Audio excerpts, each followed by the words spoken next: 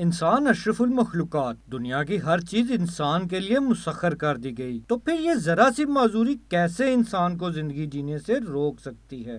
ایک ایسی ہی جیتی جاگتی مثال گجرانوالہ کے محمد زاہد ہیں، جو بچپن میں پولیو کا شکار ہو کر دونوں ٹانگوں سے معذور ہو گئے تھے، لیکن انہوں نے اپنی معذوری کو مجبوری نہ بننے دیا۔ محمد زاہد شادی شدہ اور 2 بچوں کا باپ ہے۔ بڑی بہن کے گھر کے ایک کمرے میں رہائش پذیر ہے۔ فیکٹری میں سلائی کا کام کر کے 25,000 روپے ماہانہ کماتا ہے۔ مستقل کام نہ ہونے کی وجہ سے گزر بسر مشکل سے ہوتی ہے۔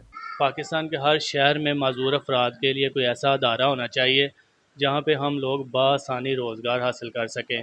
بڑھتی ہوئی مہنگائی کی وجہ سے اور کم آمدنی کے باعث محمد زاہد مالی مشکلات کا شکار ہے۔ زاہد کی بڑی بہن کا کہنا ہے کہ حکومت میرے بھائی کو کوئی مستقل روزگار مہیا کرے۔ حکومت پنجاب سے درخواست ہے تو میرے بھائی کے لیے نا کوئی اچھا سوچیں، اس کے روزگار کے کوئی بندوبست کر دیں، اس کے گھر کا کوئی بندوبست کر دیں۔ حکومت کو چاہیے کہ محمد زاہد جیسے ہنرمند معذور افراد کے لیے مستقل روزگار فراہم کرے تاکہ یہ اپنے بچوں کی پرورش بہتر طریقے سے کر سکیں۔ کیمرہ ٹیم کے ساتھ مدثر بخاری، سچ نیوز، گجرانوالہ۔